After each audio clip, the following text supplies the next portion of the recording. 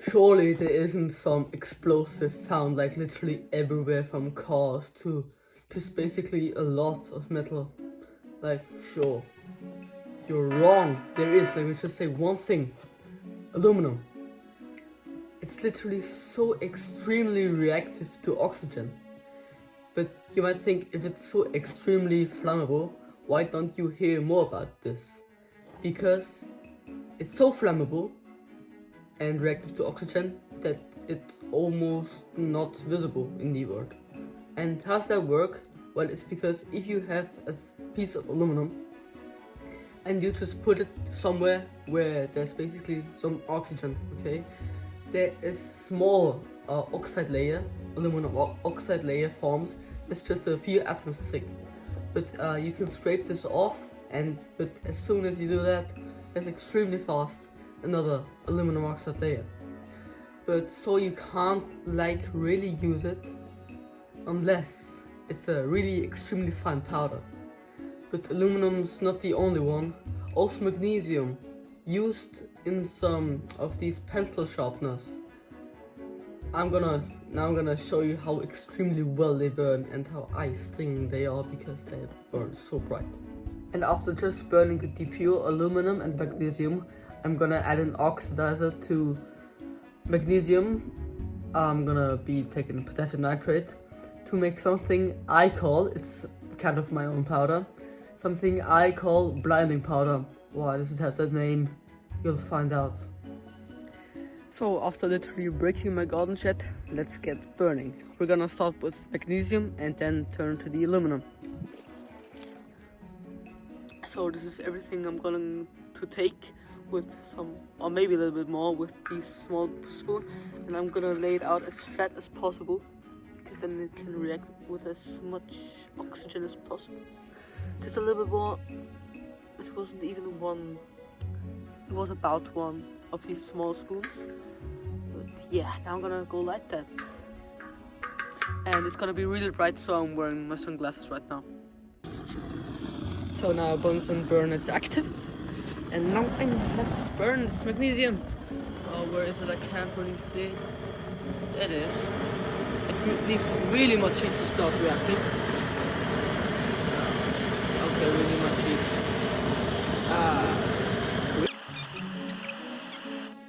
That was pretty disappointing.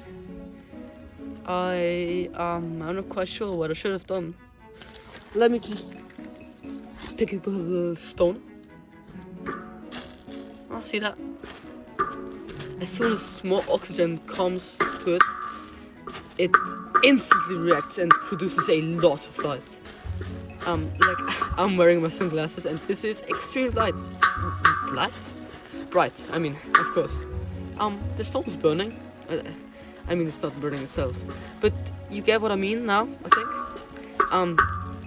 I should have added an oxidizer, which is basically something that contains oxygen for the reaction in the powder. I could have taken like saltpeter, aluminum oxide. I just discovered something interesting. When you blow at it, and before I blow, I put it off. It's pretty bright.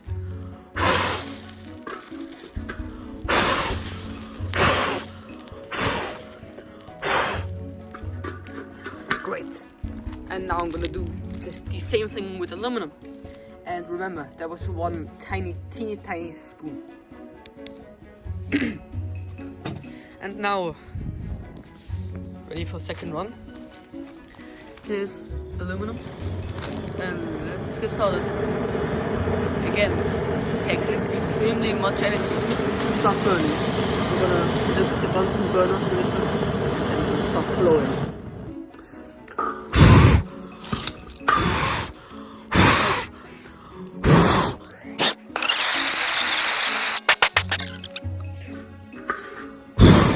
Oh, that was, oh gosh, I was literally temporarily blinded, and I'm having on some sunglasses. That's literally insane. Now it's not as bright as before, I mean, but now if I blow again, it should happen maybe. Nope, But yeah, that was extremely interesting. So I just found a chemical reaction where you add potassium nitrate with the formula of KNO3 here, and water, formula H2O here, something on the screen, somewhere on the screen, and magnesium. You get some chemicals, but the more interesting one is if you wouldn't have added the water, you would have got potassium. And potassium is extremely reactive to both oxygen and water. So I could have put it in water and then made it explode, but I'm gonna put the water right into the mixture of the powders. And now I'm gonna see what happens. And I've never seen a chemical reaction like this. It might just be nothing, it might be something. I'm hoping it'll be something, but yeah, you can't really expect too much. See, but there it is. You can see it really did not mix very well, and it kind of temporarily blinded me. That one really was insane. I hope you saw that, because that was unexpected. So that fire was as big as you could expect. That was like extreme big. I used 1 part water, 1 part magnesium. No, 1 part magnesium, 1 part potassium nitrate, and about, say, 3 parts water.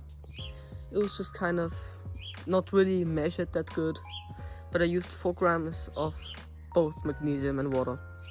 Magnesium and potassium nitrate. Why do I keep? Doesn't matter. So now I'm gonna do this again, but I'm gonna ignite it with a fuse, which I don't know where it is. Where's the fuse? Oh, there it is. So you can see it. I'ma let you see it from a distance. It was like really big. It almost hit me, and there was like a huge green bright spot where I couldn't see for half a second. That was like really big, extremely big. I didn't really expect it. Maybe that's the reason why no one talks about it. It's extreme. I'm kind of pulled down there. I'm gonna ignite the fuse and run, because that was just like really intense. I hope that ignites with the temperature of the fuse. It didn't, but not because the fuse wasn't burning too hot. It was because I let the water dissolve. No, the magnesium and the saltpeter dissolve into the water too good. I shouldn't have let that happen, and after a few times failing, that's when I realized it. I'm gonna try that again with each 10 grams magnesium and 10 grams saltpeter or potassium nitrate.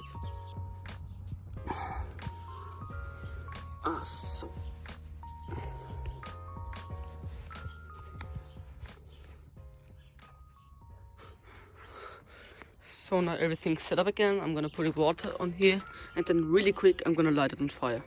Wait, maybe I should get the lighter to be here and not back there. So now it is here. Now I'm going to put the water in there, and then really fastly I'm gonna light it on fire.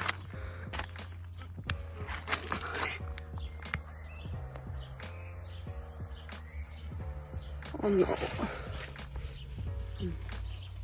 Oh yeah, you can see it. Why doesn't it go as fast as it did the way before? Oh! Oh! It blinded me with sunglasses. That was like really cool. Okay, you can see it's like a 250 milliliter water glass. I poured about let's say, I'm gonna say a 5th to a 4th on it. I'm not quite sure how much it weighs. I'm gonna measure it afterwards, but I'm gonna put it here, how much percentage of each thing. Here's potassium nitrate, here's water, and here's magnesium. Oh no, whoa, that was intense. Now, you've gotta say, it smells exactly like fireworks, and 10 grams magnesium and saltpeter each. That's insane. Wait, let me pause this video. Hey, why doesn't this? So, conclusion, don't mess with chemistry. It was pretty intense, and I decided to call my powder my explosive, I don't know, blinding powder. Why? because it blinded me, I can still feel it in my eyes, and it's about an hour ago. And here are the ratios for my blinding powder. Like this, yeah. And so now, where are magnesium and aluminum actually used? So first in cars, kitchen, just basically a lot of metal. Well, aluminum isn't actually metal, but it kind of feels and looks like one.